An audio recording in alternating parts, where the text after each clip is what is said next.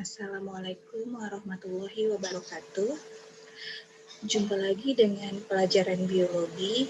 Hari ini kita akan membahas tentang kerajaan Protista. Baik, Ibu akan mulai.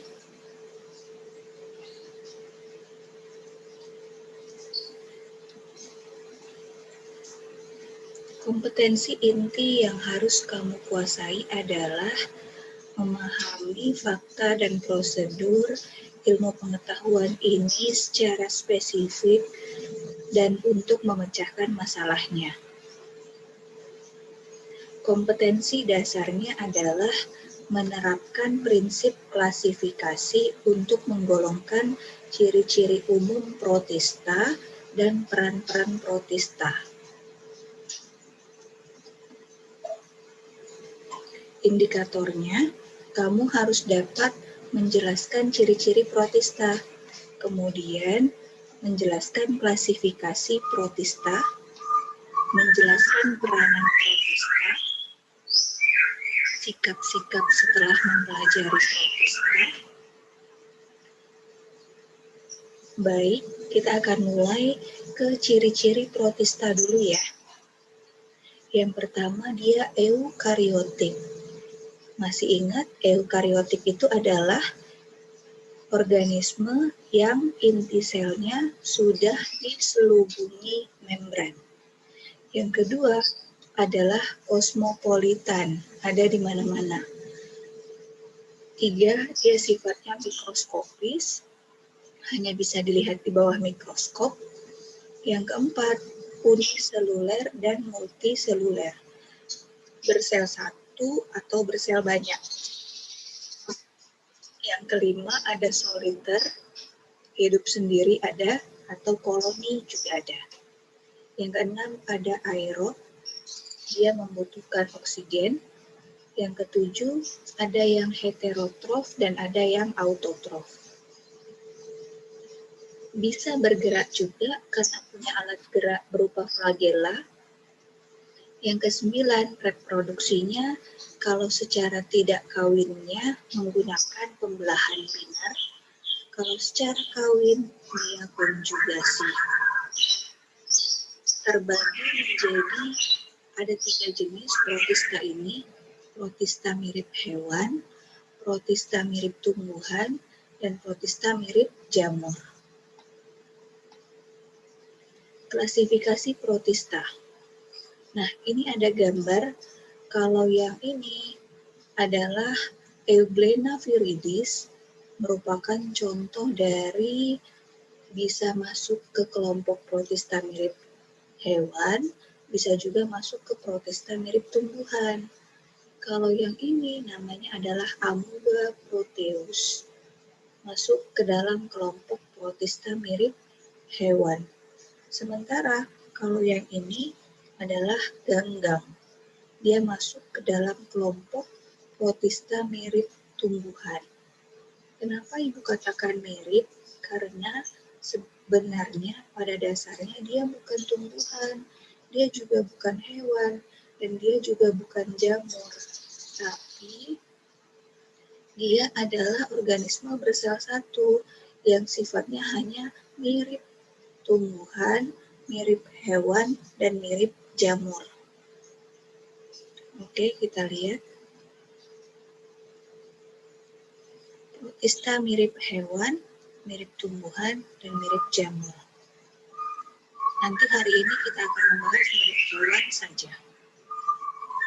Yang protista mirip hewan itu ada Rhizopoda, Ciliata, Flagellata, dan Sporozoa. Sementara mirip tumbuhan ada 3, ada lebih dari 3, Chlorophyta, Phaeophyta, Rhodophyta, dan Chrysophyta. Sementara kalau mirip jamur ada Myxomycota dan ada Oomycota. Baik, kita mulai ya. Ini, ciri umum protista mirip hewan. Yang pertama, organisme bersel tunggal atau uniseluler. Jadi segala sesuatu protista yang mirip hewan, dia bersel satu. Kemudian dia bersifat heterotrof. Heterotrof itu tidak mampu memasak makanannya sendiri karena dia tidak punya klorofil. Kemudian hidup di air dan di darat. Dan terakhir berperan sebagai zooplankton. Artinya plankton yang sifatnya mengambang-ngambang di air tapi hewan. Udah. Pengelompokan protozoa ada 4, ada rhizopoda, ciliata, flagellata, dan sporozoa. Rhizopoda itu bergerak dengan menggunakan kaki semu. Nama latinnya adalah pseudopodia. Kalau ciliata bergeraknya dengan menggunakan cilia, rambut getar. Kalau flagellata, dia bergeraknya dengan menggunakan bulu cambuk. Sementara sporozoa, dia tidak mempunyai alat gerak. Jadi, sebenarnya keempat kelas ini, rhizo, cilia, flagel, sporozoa, merupakan pengelompokan protista mirip hewan atau nama latinnya disebut juga dengan protozoa, dibedakan berdasarkan alat geraknya. Rhizo, cilia, dan flagel punya alat gerak, sementara sporozoa tidak punya alat gerak. Baiklah, sekarang kita masuk ke rhizopoda ya. Rhizopoda. Contoh dari hewannya adalah amuba dan foraminifera. Amuba itu artinya A itu tidak, amuba itu berubah atau berbentuk. Jadi amuba itu adalah hewan yang tidak berbentuk. Bergerak dengan menggunakan kaki semu. Reproduksinya itu dengan membelah diri. Ada yang mampu membentuk kista apabila kondisinya buruk. Dan hidupnya parasit. Sementara contoh lain dari rhizopoda adalah foraminifera. Foraminifera itu seperti cangkang-cangkang gini di laut. Jadi ini bentuk-bentuknya seperti ini. Biasanya dia habitatnya di dasar laut. Udah. Kita lihat struktur amuba ya. Ini yang penting. Yang pertama, bentuknya sebenarnya tidak simetris, atau dengan kata lain kalau kamu gambar acak aja bebas boleh. Kita lihat struktur umumnya. Struktur amuba itu karena dia hewan atau mirip hewan, dia mempunyai membran sel. Ini bagian paling luar adalah membran sel. Fungsinya untuk tempat keluar masuknya zat. Ya. Yang kedua, lapisan dalam setelah membran. Ada cairan ini sebenarnya di dalamnya ini. Cairan yang pertama itu ada cairan dalam. Namanya endoplasma. Ini, endoplasma. Cairan dalam. Cairan luarnya ada ektoplasma. Jadi sebenarnya ada dua cairan, satu di dekat dengan membran sel namanya ektoplasma, yang satu di dalam sel namanya endoplasma. Ini fungsinya adalah nutrisi untuk seluruh aktivitas sel. Terus yang ketiga, ini sebenarnya menonjol ini namanya adalah kaki-kakinya, ini kaki-kaki semuanya ini. Yang menonjol sebenarnya keseluruhan struktur bagian dalam atau bagian luar dari tubuh amuba namanya kaki semu atau pseudopodia. Jadi dia menggunakan kaki yang semu kaki yang palsu. Lalu di dalamnya ada vakuola. Fungsi vakuola itu bisa menyimpan air, namanya vakuola air. Vakuola makanan, menyimpan makanan, dan sebagai alat pencernaan makanan. Lalu ada nukleus. Nukleus tahu ya, fungsinya untuk pengatur seluruh aktivitas sel. Lalu ada mitokondria yang warna kuning ini.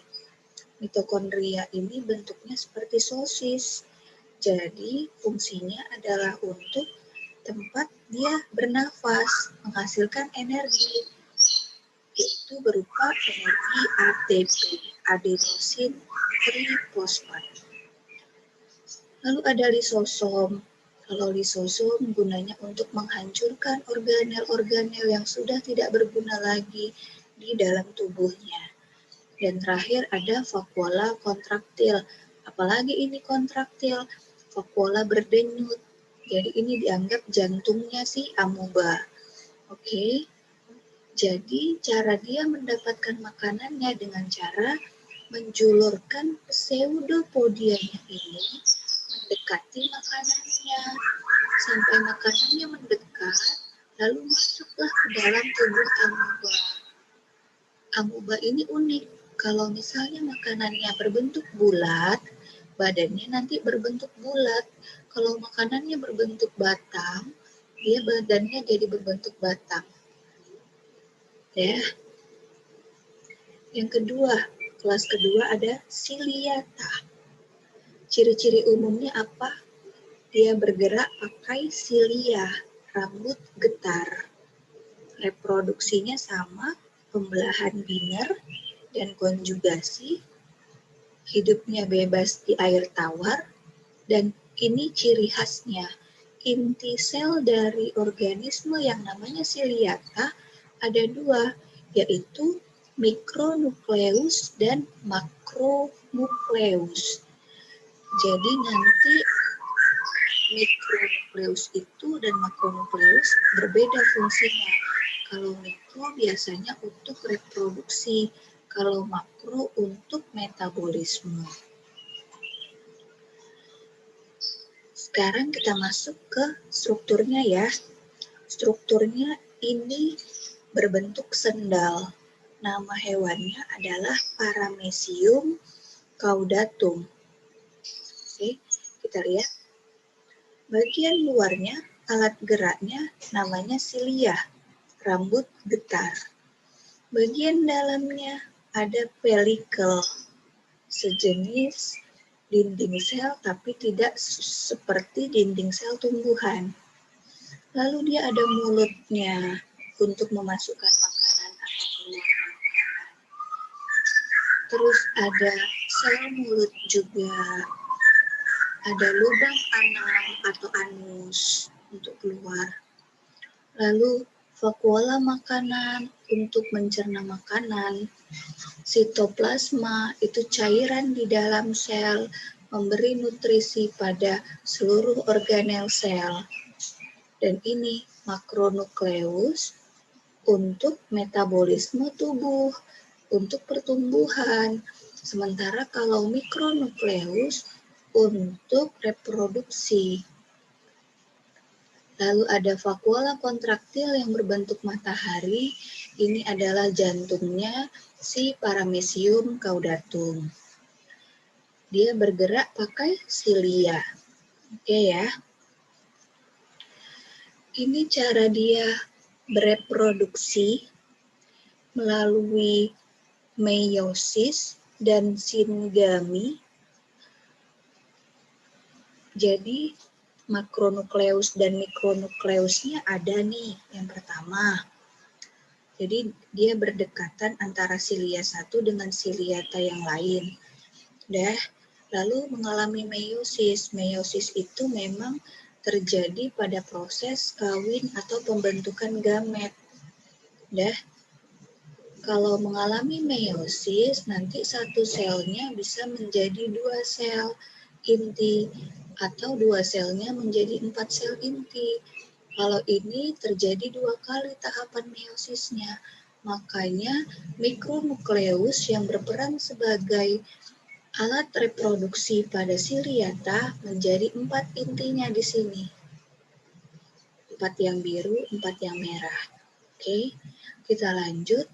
Kalau udah 4 biru, 4 merah, sifatnya sudah haploid. Pengertian haploid itu jumlah kromosomnya setengah dari kromosom induknya.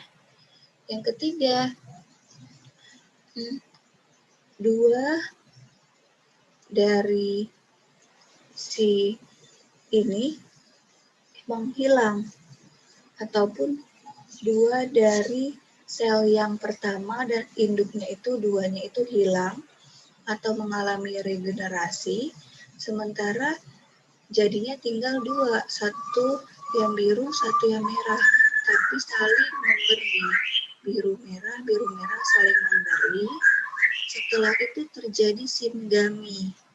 Singami itu kalau sudah menyatu di dalam satu indukannya, satu anakannya ini, indukannya, maka dia terjadi pemisahan. Setelah itu mikronukleus tadi ini mengalami proses perbanyakan kembali menjadi 8. Jadi 8. Satu ini hanya satu saja yang diperkembangbiakan. Menjadi 8, kemudian makronukleus yang baru ini bergabung atau menjadi 4. Bergabung menjadi 4 dan terakhir mikronukleusnya yang berfungsi hanya 1 yang fungsional. Setelah ini dia bisa mencari pasangannya yang baru. Jadi intinya sih Siliata itu cara kawinnya dengan cara konjugasi melalui pertukaran mikronukleus satu dengan mikronukleus yang lain.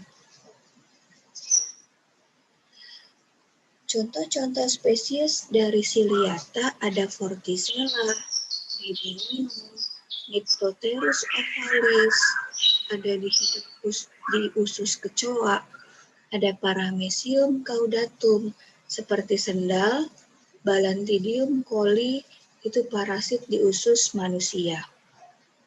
Sekarang yang ketiga ya, ada Flagellata.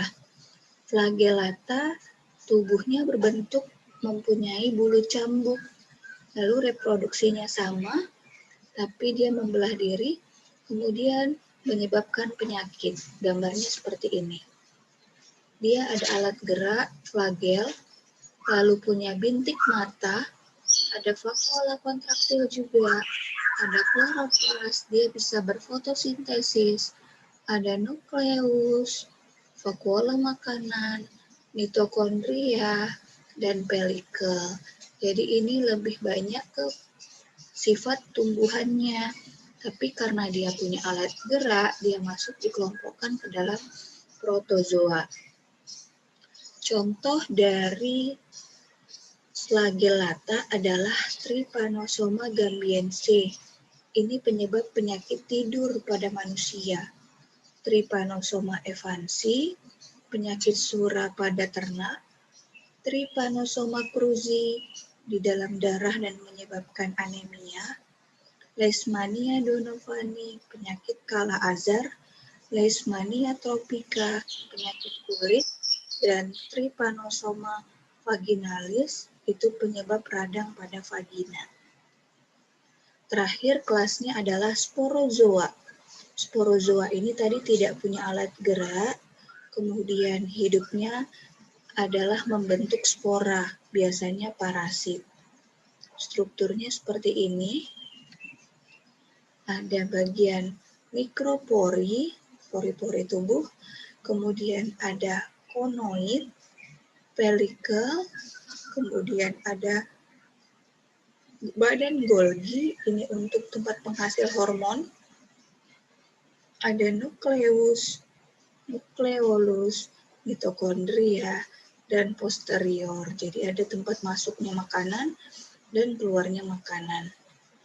Oke, kita lihat cara perkembangbiakannya bagaimana. Jadi, contoh dari hewan sporozoa ini adalah Plasmodium, penyebab penyakit malaria pada manusia. Dia membutuhkan 2 inang. Inang itu tempat dia hidup. Yang pertama di usus nyamuk, yang kedua di hati atau sel darah merah manusia. Lihat ya, ada nyamuk yang di dalam kelenjar ludahnya mengandung sporozoid. Nyamuknya ini bisa saja jenis nyamuk malaria quartana, malaria tertiana, malaria tropicana, tergantung dari jenis spesies nyamuknya yang menggigit manusia. Di dalam kelenjar ludah nyamuk tadi ada sporozoid, disuntikkanlah sporozoidnya masuk ke dalam tubuh manusia. Terbawa oleh aliran darah, sporozoid tadi menuju ke hati, ke organ hati kita. Kenapa ke organ hati? Karena di dalam hati terjadi produksi sel darah merah. Yang mau dia kendalikan atau kuasai adalah sel darah merah kita, dipecahnya nantinya.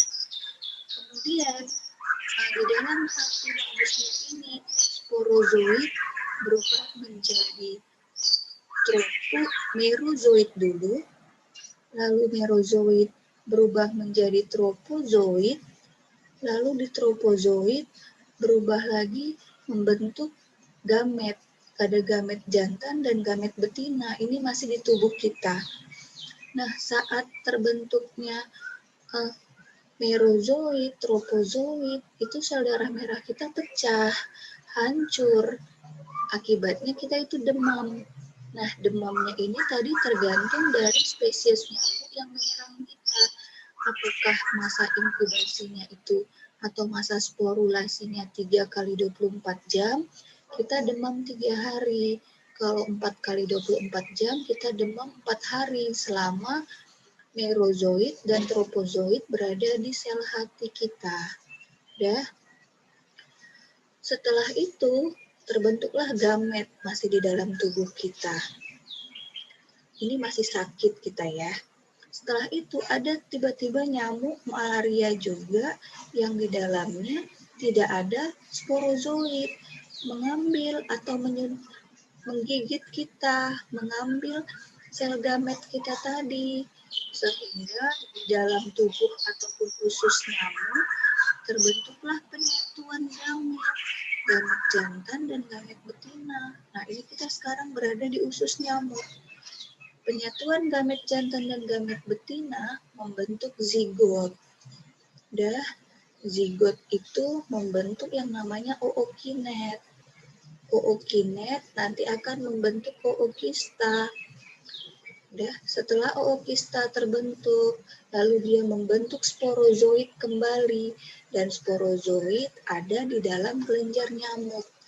Jadi penyatuan gamet jantan dan gamet betina terjadi di usus nyamuk, menghasilkan zigot juga.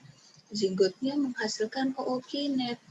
Lalu dia keluar, ookinet itu keluar menuju ke kelenjar ludah nyamuk, masih di dalam nyamuk yang setelah menggigit manusia yang sakit. Lalu di dalam kelenjar ludah nyamuk terdapat sporozoid kembali. Akibatnya nyamuk malaria itu banyak mengandung sporozoid di kelenjar ludahnya apabila dia menghisap darah orang yang sakit. Gitu ya. Contoh spesies lain dari sporozoa ada Plasmodium falciparum, Plasmodium vivax, Plasmodium malariae, dan Plasmodium oval. Contoh lain ada Toxoplasma gondii, penyebab sakit tokso yang perantaranya adalah kucing atau burung. Itu aja. Peranan protista dalam kehidupan ada menguntungkan dan ada merugikan.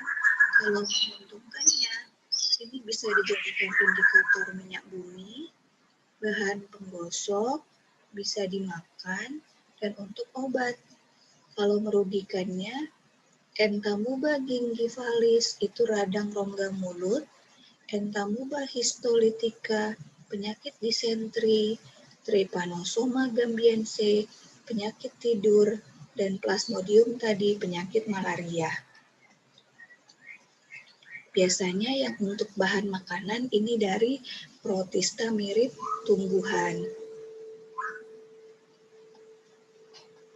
Santun dalam mempelajari protista, tidak merasa sombong dengan ilmu yang didapat mengenai protista, menghormati guru yang sedang menerangkan, tidak mengejek sesama teman yang belum mengerti materi. Bila tidak mengerti, boleh ditanyakan dengan sopan, dan melakukan diskusi kelas dengan penuh kesopanan dan santunan. Itu aja. Terima kasih. Ibu sudahi dengan wassalamualaikum warahmatullahi wabarakatuh.